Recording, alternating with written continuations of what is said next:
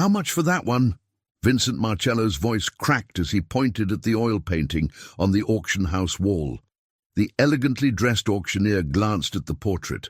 A young woman with dark eyes and a birthmark on her left cheek, captured in haunting detail.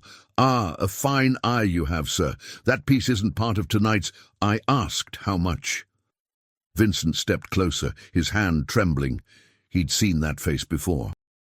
12 years ago, plastered on missing person flyers throughout Little Italy. The auctioneer's smile faltered. "I'm afraid that's from Mr. Castellano's private collection. Not for sale." Before we continue, if you're enjoying this story, hit that subscribe button and drop a comment letting me know where you're watching from. I love hearing from you all. Vincent didn't hear anything after Castellano. Marco Castellano, the art dealer who'd risen from nothing to own half of Chicago's riverfront properties. The same Marco whose ties to the Genovese family were whispered about but never proven. "I need to speak with him," Vincent said. "Sir, Mr. Castellano doesn't take meetings." Vincent pulled out his phone and made a call, 2 words. "It's me." Within minutes, 3 men in tailored suits appeared. One leaned to the auctioneer's ear. The man's face went white. "Mr. Marcello, please follow me to Mr. Castellano's office." The private office overlooked the Chicago River. Floor-to-ceiling windows framed the city lights like a painting themselves. Marco Castellano sat behind an oak desk, his silver hair perfectly combed, his expression unreadable. But when Vincent entered, Marco's composure cracked. "Vincent Marcello." Marco stood slowly. "I heard you'd gone ghost. 5 years since anyone saw you." "That portrait downstairs," Vincent said, his voice low and urgent. "Where did you get it?" Marco's jaw tightened. "Which one?" "The girl. Dark hair, birthmark on the left cheek, about 17, 18 in the painting." The color drained from Marco's face. He walked to the window, his hands clasped behind his back.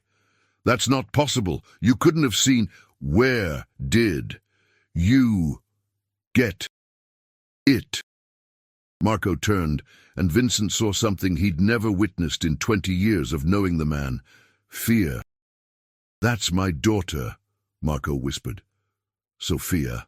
Missing for 12 years. The words hung in the air like smoke. Vincent's mind raced. Sophia Castellano. He remembered the case. It had torn through the entire Chicago underworld. Marco had turned the city upside down, spent millions, called in every favor. Nothing. The girl vanished like she'd never existed. "Someone sent it to me," Marco continued, his voice thick. "Last month, no return address, no note, just the painting. Do you still have the packaging?" "Everything. My people went through it. Nothing. Clean." Vincent approached the desk. "Marco, who knew Sophia well enough to paint her like that? That's not from a photograph. That's from memory. Someone who spent time with her." Marco's hands curled into fists. "I've thought about nothing else for 4 weeks. Every artist I knew, every associate, every friend, nobody admits to painting it." "Then someone's lying," Vincent said, "or someone new entered the picture." "Why do you care?" Marco's eyes narrowed.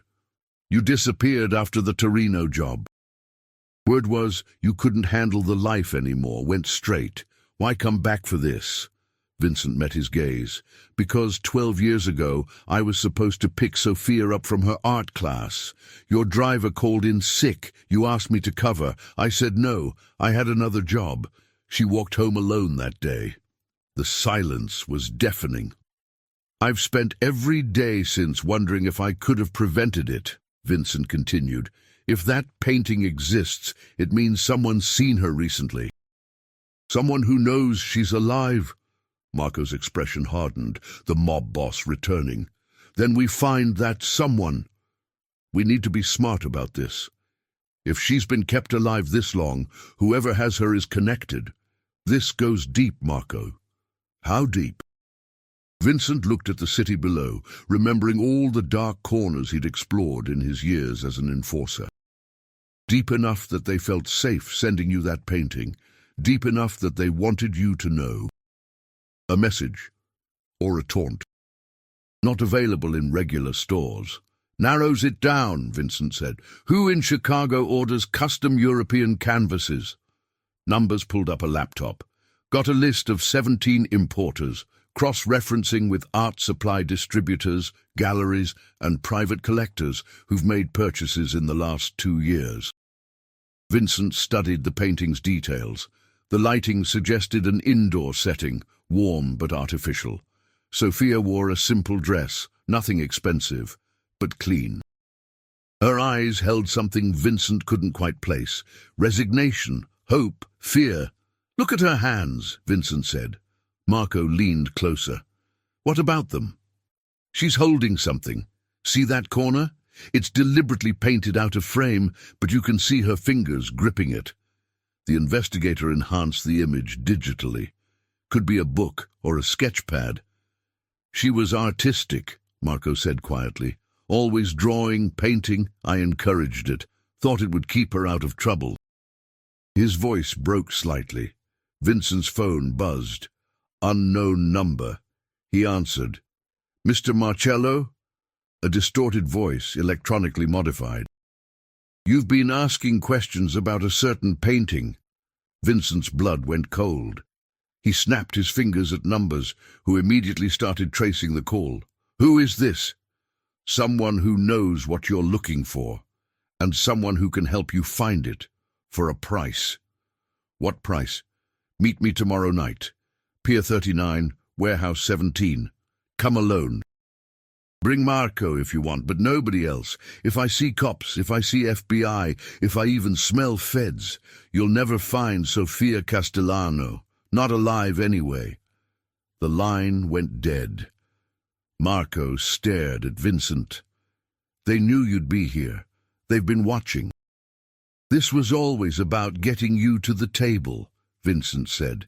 The painting was bait. Now comes the hook. Could be a trap. Definitely a trap, Vincent corrected. Question is, can we turn it around? Tommy stopped typing. Calls routed through 4 proxy servers across 3 countries. Dead end. Vincent pulled out his weapon, checked the magazine, and looked at Marco. Tomorrow night we find out what they want, and we get Sophia back. Whatever it costs, Marco said. Vincent hoped Marco understood what that might mean. In their world, every transaction demanded blood. The rain hammered Pier 39 like bullets against metal. Vincent and Marco stood outside Warehouse 17, watching the shadows through the grimy windows. No movement, no lights, just the steady drumming of water on corrugated steel. Could still be a setup, Marco muttered, his hand inside his coat where his gun rested. Definitely is, Vincent replied, but we're past the point of caution. They entered through the side door, weapons drawn. The warehouse smelled of rust and old fish, abandoned for years by the look of it. A single bulb hung from the ceiling in the center, casting weak yellow light across empty concrete. Mr. Castellano. Mr. Marcello. The voice came from the shadows above. They looked up to see a figure on the catwalk, face obscured by darkness. Thank you for coming. Show yourself, Marco demanded. In time, first, let's discuss terms. Where's my daughter? Marco's voice echoed. Alive, healthy, and currently valued at $5 million. Vincent's jaw clenched. This is a ransom. This is business, the voice corrected. Sofia Castellano has been an asset for 12 years, well maintained, properly managed, but assets depreciate. We're ready to liquidate. Marco raised his weapon toward the catwalk. I'll kill you right now. And never find her? Be smart, Marco. You didn't build an empire by being reckless. A pause. Besides, I'm not alone. Kill me, and your daughter dies within the hour. My associates have very specific instructions. Vincent stepped forward. Who's we? Who's been holding her? That's not part of this negotiation. 5 million for Sophia's location. Wire transfer, untraceable. You have 48 hours. How do we know she's really alive? Vincent asked. That painting could have been from an old photograph. Silence. Then a phone slid across the floor from the shadows, stopping at Marco's feet. He picked it up. A video file. He pressed play. Sofia Castellano appeared on the screen, older but unmistakable. Same dark eyes, same birthmark. She sat in a plain room looking directly at the camera. "Papa," she said, her voice steady but strained. "Don't trust them, this isn't—" The video cut off. Marco's hand shook. "That was recent, she's aged, she's—" His voice broke completely. 48 hours, the voice repeated. "Instructions will follow. Come alone, both of you, to the exchange location. We'll verify the transfer, then provide coordinates." "And if we refuse?" Vincent asked. "Then Sofia Castellano remains a ghost. 12 years will become 20, then 30. How old will you be, Marco, when you finally give up hope?" The figure moved along the catwalk and disappeared through a far door. Vincent and Marco stood in the empty warehouse, the rain continuing its relentless assault overhead. "We pay," Marco said finally. "This isn't about money," Vincent said. "Whoever this is, they've operated a trafficking network for over a decade without getting caught. They're professional, connected, protected. 5 million is nothing to them. Then what do they want?" Vincent looked at the phone in Marco's hand. "They want us in the open. They want us vulnerable. This whole thing, the painting, the call, the meeting, it's not about ransom.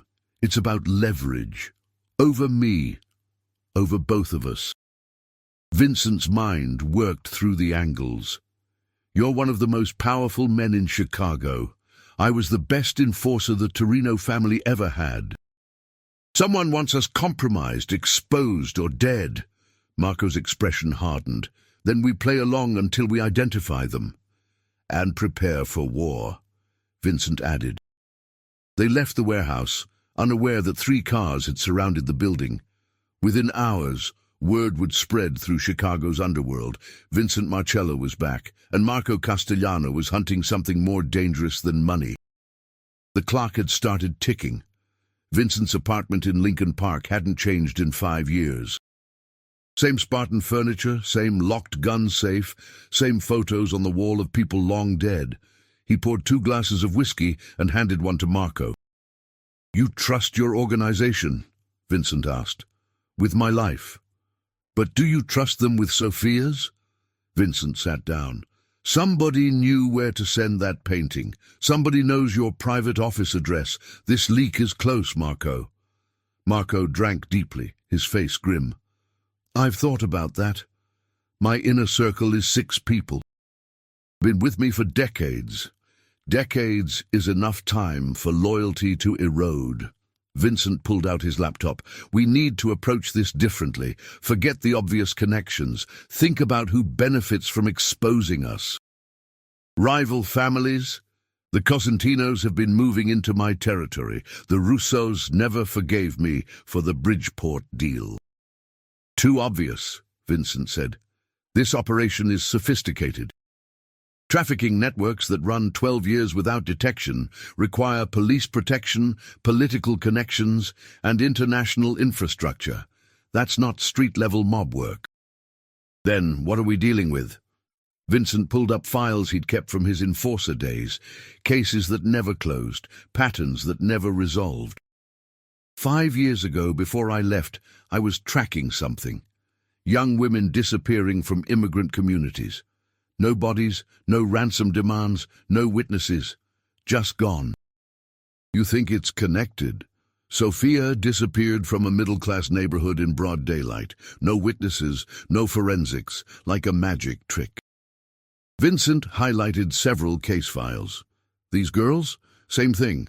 Clean disappearances. Professional. Marco leaned forward, studying the screen. "How many?" 47 over 8 years. "That, I found. Could be more. Mother of God. Whoever's running this, has been operating under everyone's radar, including mine, and I was specifically looking. Vincent closed the laptop. The painting wasn't just about ransom, it was a signature. Someone's telling us they're untouchable. Marco's phone buzzed. A message from an unknown number. Account number attached. Transfer by Monday 9 p.m. Await further instructions. We have less than 48 hours, Marco said. Vincent stood and paced. We need more information. Someone painted that portrait recently. Someone who saw Sophia, spent time with her, studied her. That's our lead. The canvas importers, Marco said. Numbers had that list. Start there. But Marco, we need to prepare for the possibility that this exchange is a trap designed to take us both off the board. I'll take that risk for my daughter. I know, but we need backup that isn't compromised. People from outside your organization. You suggesting we go independent? I'm suggesting we bring in someone neither of us controls, Vincent said. Someone with their own resources and no reason to betray either family. Marco's eyes narrowed. You can't mean... Carla Mendez, Vincent finished. The name hung between them. Carla Mendez, the FBI agent who'd nearly brought down the Genovese family 5 years ago before a mistrial freed everyone. She'd disappeared from bureau politics afterward, rumored to be working off-book investigations. She tried to put me in prison, Marco said flatly, which means she can't be bought by whoever's running this operation. She's clean, Marco, and she owes me. You saved her life once. Twice, Vincent corrected. Once during the Torino situation, once after. She knows how this world works, and she hates traffickers more than she hates mob bosses. Marco considered this. If we bring in the FBI, not the FBI, just her, off the books. She finds Sophia. We handle the rest our way. And if she refuses? Vincent smiled grimly. She won't. Carla Mendez has been waiting 5 years for a case like this, one that matters. He dialed a number he'd memorized but never called. It rang 4 times before a familiar voice answered. This better be good, Marcello. I'm supposed to be retired. Sophia Castellano, Vincent said simply. Missing 12 years. Just got proof of life. Trafficking network. Connected to at least 47 other disappearances. Sophisticated operation with high-level protection. Silence on the line. Then, where and when? Tomorrow, my place. Bring everything you've got on unsolved missing persons, Chicago area, last 15 years. Vincent, Carla said carefully, if this is a setup, it's real, and it's bigger than anything we've seen. She hung up. Marco looked at Vincent with something between respect and concern. You just invited a federal agent into a mob investigation. I invited the only person I trust to keep Sophia alive when we walk into whatever's waiting, Vincent corrected, because Marco, when we show up for that exchange, someone's planning to kill us both. Her dark hair was shorter now, streaked with grey she didn't bother hiding. Marcello? She set the boxes down. You look like hell. Retirement doesn't suit me, Vincent replied. She noticed Marco. Mr. Castellano, surprised to see you cooperating with law enforcement. This isn't cooperation, Marco said coldly. This is mutual interest.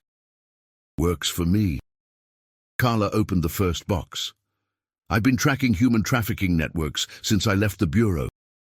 Off-book, no official support, just patterns and hunches.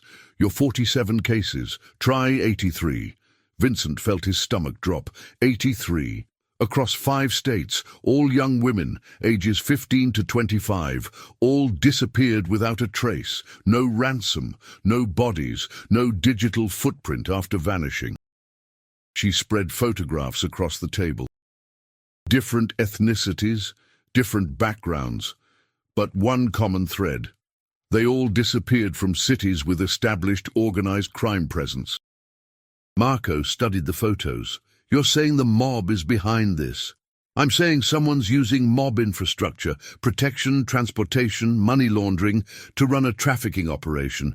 But it's not traditional mob business. Too clean, too organized, too invisible. Vincent pointed to 3 photos. These girls disappeared while I was still active. I investigated their cases, found nothing. Because someone made sure you'd find nothing, Carla said. Someone who knew how you worked, what you'd look for, where you'd dig. Someone inside your world. A mole, Marco breathed. Or multiple moles. This network has survived police investigations, FBI raids, and mob crackdowns for over 12 years. That requires protection at every level. Vincent pulled up the painting image on his phone and showed Carla. This arrived at Marco's auction house last month. Sofia Castellano, she's one of your 83. Carla examined the image, her expression darkening. That's recent. The painting style, the subject's age, the detail, whoever painted this knew her personally, spent time with her.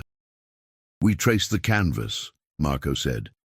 Custom European manufacture, imported through a company called Adriatic Arts Supplies. They have 12 clients in Chicago. Show me the list, Carla demanded. Numbers arrived with coffee and printed documents. The client list included 3 galleries, 4 independent artists, 2 universities, 2 private collectors, and 1 name that made Vincent's blood run cold. Dmitry Volkov, he read aloud. Carla looked up sharply. The Russian. You know him? Marco asked. Knows of him, Carla corrected. Volkov came to Chicago 8 years ago. Claims to be an art dealer and cultural attaché. Really, he's a cleaner for Eastern European organized crime. Smart, educated, speaks 6 languages. And completely untouchable because of diplomatic connections. Vincent remembered now. Dmitry Volkov. He'd seen the name in reports, always peripheral, never central. A ghost who floated through Chicago's art world, hosting exhibitions and charity events. If Volkov has Sofia, Marco said slowly, then this is bigger than a local operation. Much bigger, Carla agreed. Eastern European trafficking networks are sophisticated. They move people across continents like cargo. If Sofia's been in their system for 12 years, she could have been anywhere, Moscow, Prague, Istanbul. But the painting was sent to Chicago, Vincent said. Someone brought her back, or never let her leave. Either way, Volkov's our lead. Carla pulled up files on her laptop. He owns a private gallery in Gold Coast, invitation-only events, very exclusive clientele. I've never been able to get inside. No probable cause. Diplomatic immunity blocks any serious investigation. Marco stood. I've attended his exhibitions, bought pieces through intermediaries. I can get us in. No, Vincent said firmly. If Volkov's involved, he already knows you're investigating. Walking into his gallery is suicide. Then what do you suggest? Carla smiled coldly. We need someone Volkov doesn't know, someone with art credentials who can get close without raising suspicion. She looked at Vincent. You still have that art history degree you never told anyone about? Vincent blinked. How did you? I'm a federal investigator, Marcello. I know everything. She pulled out a fake identity packet. Meet Vincent Cross, art authenticator from Boston. Specializes in Eastern European masters. Volkov won't be able to resist showing off his collection. This is insane, Marco said. This is how we find your daughter, Carla countered. We get Vincent inside. He identifies who painted Sofia's portrait, and we trace it back to where she's being held. Vincent took the identity packet. When? Volkov's hosting a private exhibition tomorrow night. I can get you on the guest list through a gallery contact. But Vincent, if he suspects anything, you're not walking out of there. I've faced worse odds. Not against people like Volkov. He's not just connected. He's protected by governments. Killing you would be paperwork, not a crime. Marco put a hand on Vincent's shoulder. You don't have to do this. Yes, Vincent said quietly. I do. Because somewhere in this city, Sofia Castellano had been trapped for 12 years, and Vincent Marcello had spent every one of those days knowing he could have prevented it. Tomorrow night, that debt came due. The Volkov Gallery occupied a converted mansion in Gold Coast, all marble columns and vaulted ceilings. Vincent arrived in a rented tuxedo, carrying forged credentials and a wire so small, Carla guaranteed Volkov's security wouldn't detect it. Outside, in an unmarked van 2 blocks away, Carla and Numbers monitored every word. "Vincent Cross," he told the security guard, presenting his invitation. The man scanned it, checked a list, and nodded. "Welcome, Mr. Cross. Enjoy the exhibition." Inside, crystal chandeliers cast prismatic light across paintings worth millions. Guests in evening wear circulated with champagne flutes, their conversations a murmur of multiple languages. Vincent recognized faces from his enforcer days, politicians, judges, business magnates, who operated in shadows while smiling for cameras. "Mr. Cross," a woman in a red dress approached. "I'm Natalia, Mr. Volkov's assistant. He's delighted you could attend. He's been hoping to meet you." Vincent's instincts screamed. Volkov knew who he was, or suspected. "The pleasure's mine. His collection is remarkable. He'll give you a private tour shortly. In the meantime, please enjoy the exhibition." She disappeared into the crowd. Vincent moved through the gallery, studying paintings while his mind raced. How did Volkov know about Vincent Cross? He'd created the identity less than 24 hours ago. "Unless," Vincent muttered under his breath, knowing Carla could hear, "he's been expecting someone to investigate." "Stay calm," Carla's voice whispered through the nearly invisible earpiece. "We're tracking everyone entering and leaving. No sudden movements." Vincent stopped in front of a painting that made his heart skip. A young woman, dark hair, sitting in the same style as Sofia's portrait. Different girl, but unmistakably the same artist. He leaned closer, checking the signature, DV. Dmitry Volkov had painted Sofia's portrait himself. "Found him," Vincent whispered. Before Carla could respond, a voice spoke behind him in Russian-accented English. "You appreciate Impressionist technique, Mr. Cross? Or perhaps you're more interested in the subject?" Vincent turned to face Dmitry Volkov, tall, silver-haired, with eyes that missed nothing. He wore a perfectly tailored suit and a smile that never reached those calculating eyes. "Both," Vincent replied smoothly. "The technique is masterful, but the subject's expression, there's something haunting about it."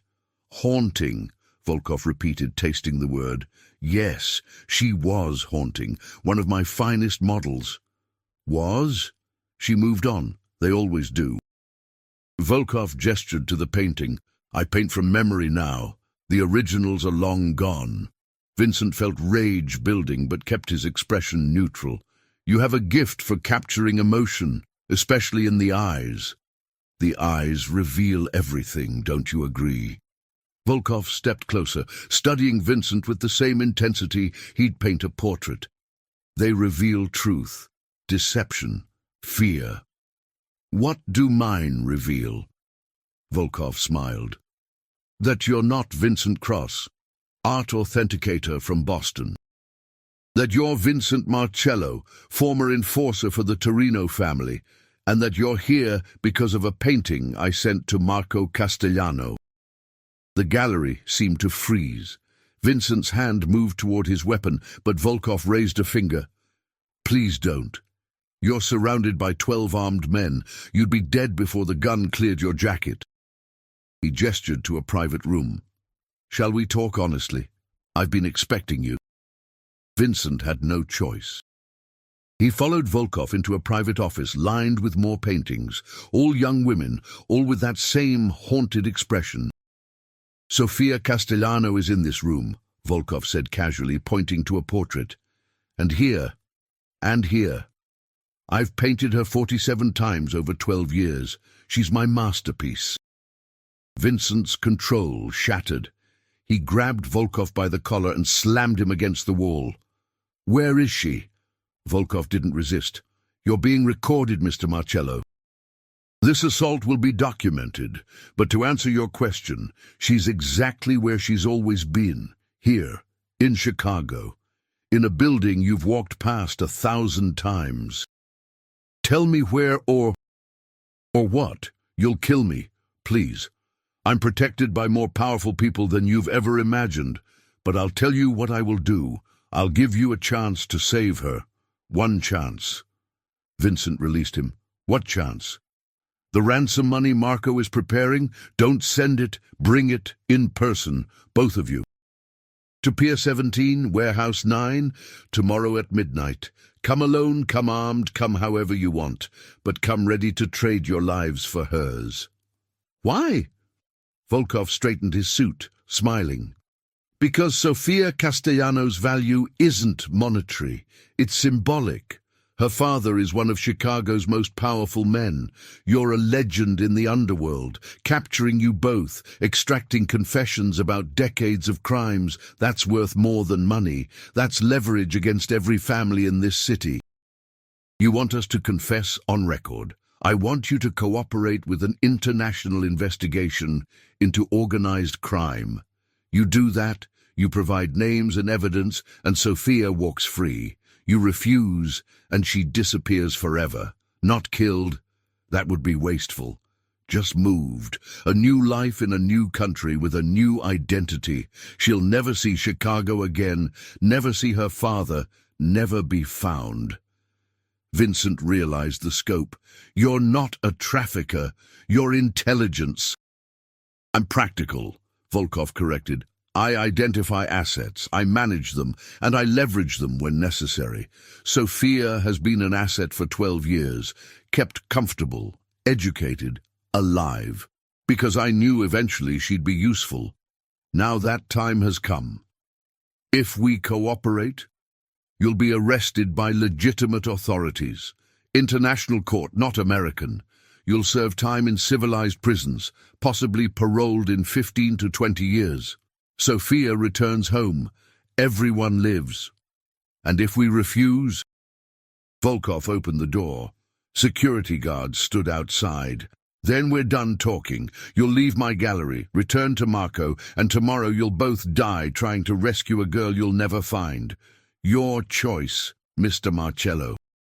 Vincent walked out, past the guards, through the gallery filled with oblivious guests, into the Chicago night, where Carla was already pulling up in the van. "Get in!" she shouted. Vincent jumped in. Carla hit the gas. "We got everything." Volkov's recorded confessing to holding Sofia. That's enough for an arrest warrant. "He wants us to arrest him," Vincent said.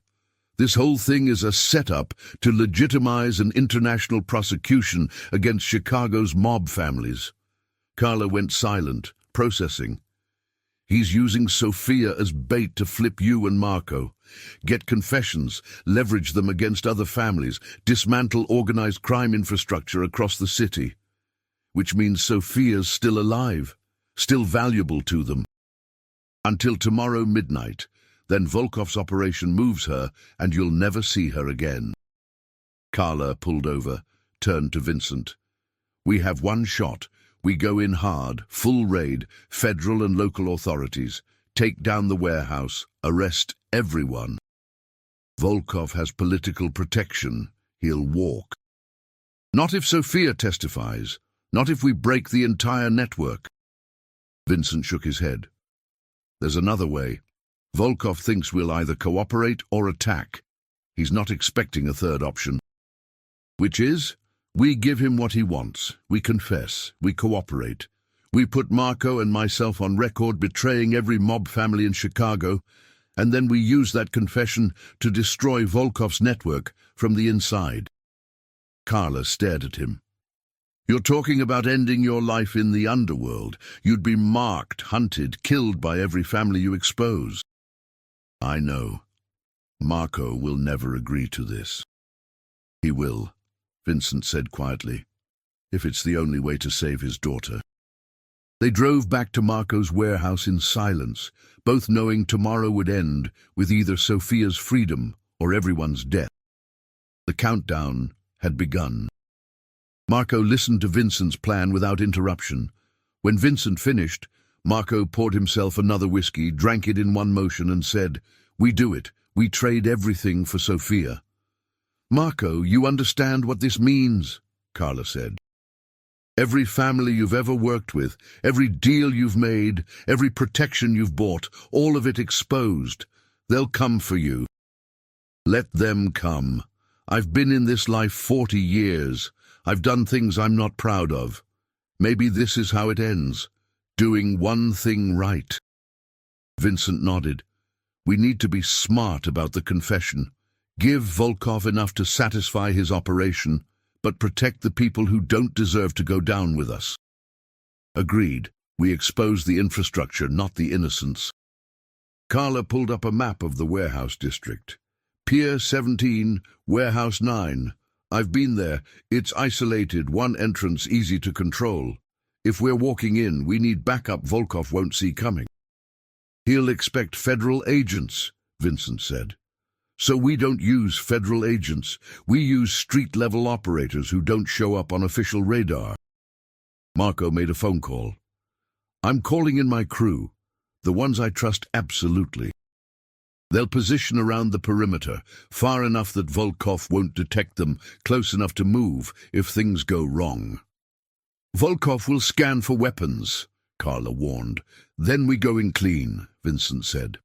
"Record the confession, get Sophia's location, and signal the cavalry." They spent the next 20 hours preparing.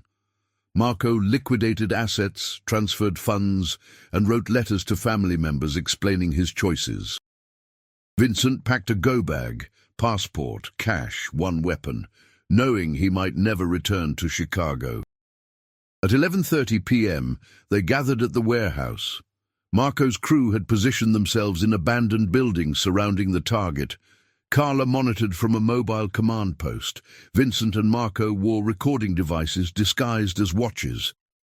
"Once we're inside," Vincent told Marco, "we follow their script until we confirm Sophia's alive. Then we improvise." "I've improvised my whole life," Marco replied. "One more time won't kill me." They walked to Warehouse 9. The door stood open. Inside, industrial lights illuminated a space cleared of everything except one table, 2 chairs, and professional recording equipment. Dmitry Volkov stood beside a lawyer and 2 armed guards. "Gentlemen," Volkov greeted them. "Punctual? I appreciate that. Please sit." Vincent and Marco sat facing the cameras. The lawyer placed documents in front of them. "These are your statements," the lawyer said. "They detail your involvement in organized crime activities spanning 4 decades. Money laundering, extortion, murder, trafficking, political corruption. You'll read them on camera, sign them, and answer follow-up questions. Total time, approximately 3 hours." "And then?" Marco asked. "And then, Sofia Castellano is released to federal custody. You'll be arrested by international authorities and extradited for trial. This is not negotiable." Vincent read the document. It was comprehensive, damning, and surprisingly accurate. Volkov had done his research. "Before we start," Vincent said, "we need proof Sophia's alive. Recent proof." Volkov nodded to a guard who brought a tablet showing live video feed. Sophia sat in a clean room, reading a book. She looked older, tired, but unharmed. "This is live?" Marco whispered. "Broadcasting from a location 30 minutes away. She's comfortable, well-fed, and medically healthy. The moment you finish your statements, my people will transport her to FBI custody at a designated meeting point." Marco's hands trembled as he stared at his daughter's image. "Sophia." Vincent put a hand on his shoulder. "Let's do this." They began reading. For 3 hours, Vincent Marcello and Marco Castellano confessed to crimes that would dismantle Chicago's organized crime infrastructure. They named names, described operations, detailed murders. Volkov's lawyer asked probing questions. The guards stood motionless. Finally, it ended. Vincent signed the last document. "Excellent," Volkov said. Your cooperation is appreciated. Sophia will be released within the hour." "Where?" Marco demanded. "FBI Field Office, West Roosevelt Road. Agent Mendez will receive her personally." Outside, Carla's voice crackled through Vincent's hidden earpiece.